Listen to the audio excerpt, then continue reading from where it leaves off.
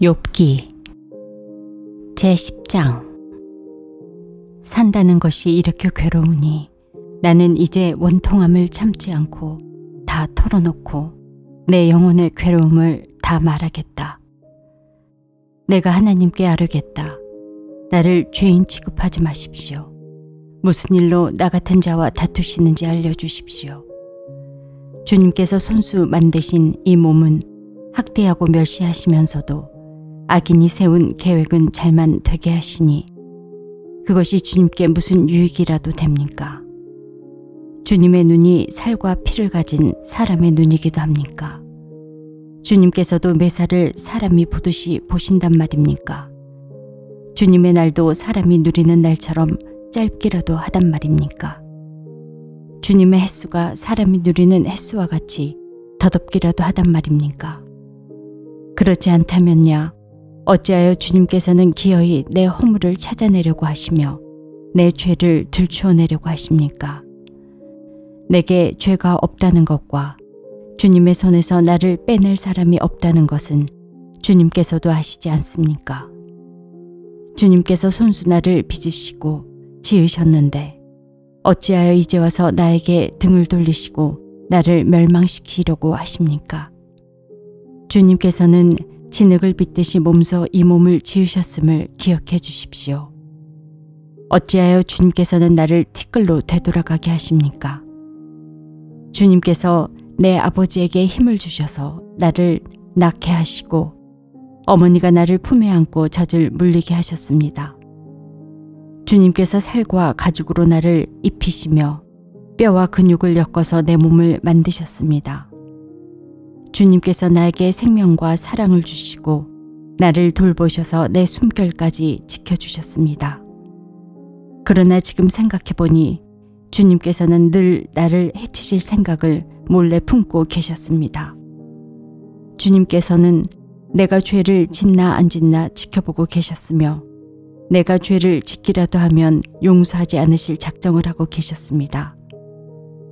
내가 죄를 짓기만 하면 주님께서는 가차없이 내게 고통을 주시지만 내가 올바른 일을 한다고 해서 주님께서 나를 믿어주시지는 않으셨습니다. 그러니 나는 수치를 가득 덮어쓰고서 고통을 몸으로 겪고 있습니다. 내 일이 잘 되기라도 하면 주님께서는 사나운 사자처럼 나를 덮치시고 기적을 일으키시면서까지 내게 상처를 주려고 하셨습니다. 주님께서는 번갈아서 내게 불리한 증인들을 세우시며 내게 노여움을 키우시고 나를 공격할 계획을 세우셨습니다. 주님께서 나를 이렇게 할 것이라면 왜 나를 모태에서 살아나오게 하셨습니까? 차라리 모태에서 죽어서 사람들의 눈에 띄지나 않았더라면 좋지 않았겠습니까? 생기지도 않은 사람처럼 모태에서 곧바로 무덤으로 내려갔더라면 좋았을 것입니다. 내가 살 날도 이제 얼마 남지 않았습니다. 나를 좀 혼자 있게 내버려 두십시오.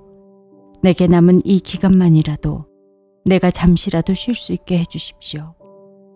어둡고 캄캄한 땅으로 내려가면 다시는 돌아오지 못합니다. 그리로 가기 전에 잠시 쉬게 해주십시오. 그 땅은 흑암처럼 캄캄하고 죽음의 그늘이 드리워져서 아무런 질서도 없고 빛이 있다 해도 흑암과 같을 뿐입니다. 욥기 제11장.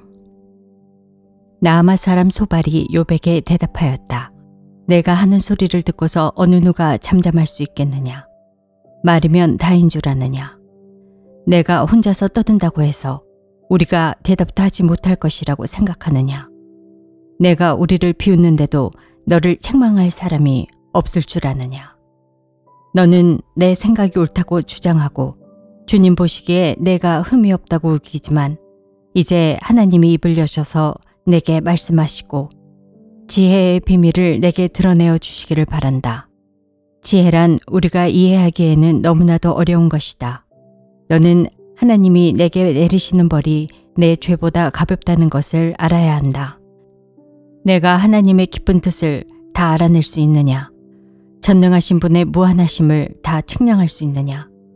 하늘보다 높으니 내가 어찌 미칠 수 있으며 수월보다 깊으니 네가 어찌 알 수 있겠느냐. 그 길이는 땅끝까지의 길이보다 길고 그 넓이는 바다보다 넓다. 하나님이 두루 지나다니시며 죄인마다 쇠고랑을 채우고 재판을 여시면 누가 감히 막을 수 있겠느냐. 하나님은 어떤 사람이 잘못하는지를 분명히 아시고 악을 보시면 곧바로 분간하신다. 미련한 사람이 똑똑해지기를 바라느니 차라리 들나귀가 사람 낳기를 기다려라.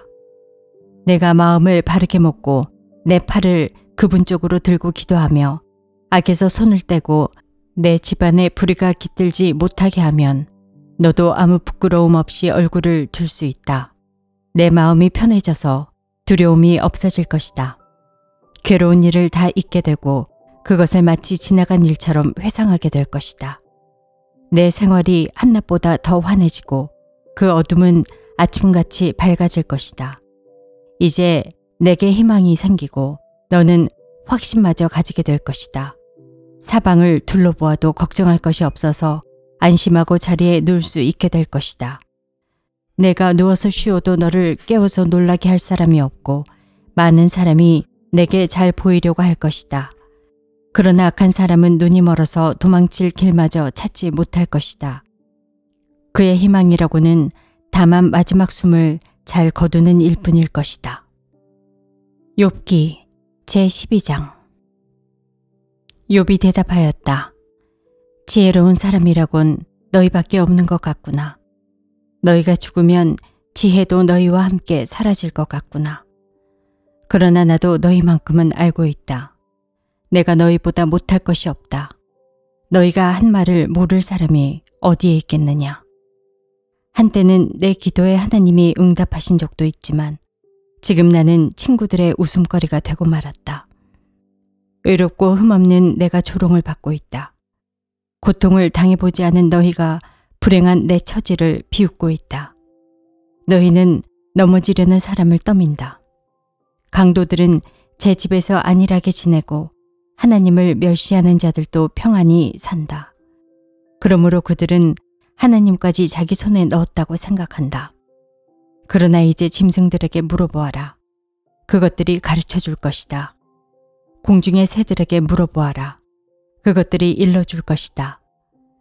땅에게 물어보아라. 땅이 가르쳐 줄 것이다. 바다의 고기들도 일러줄 것이다. 주님께서 손수 이렇게 하신 것을 이것들 가운데서 그 무엇이 모르겠느냐. 모든 생물의 생명이 하나님의 손 안에 있고 사람의 목숨 또한 모두 그분의 능력 안에 있지 않느냐. 귀가 말을 알아듣지 못하겠느냐. 혀가 음식 맛을 알지 못하겠느냐. 노인에게 지혜가 있느냐. 오래 산 사람이 이해력이 깊으냐. 그러나 지혜와 권능은 본래 하나님의 것이며 슬기와 이해력도 그분의 것이다. 하나님이 헐어버리시면 세울 자가 없고 그분이 사람을 가두시면 풀어줄 자가 없다. 하나님이 물길을 막으시면 땅이 곧 마르고 물길을 터놓으시면 땅을 송두리째 삼킬 것이다. 능력과 지혜가 그분의 것이니 속는 자와 속이는 자도 다 그분의 통치 아래에 있다.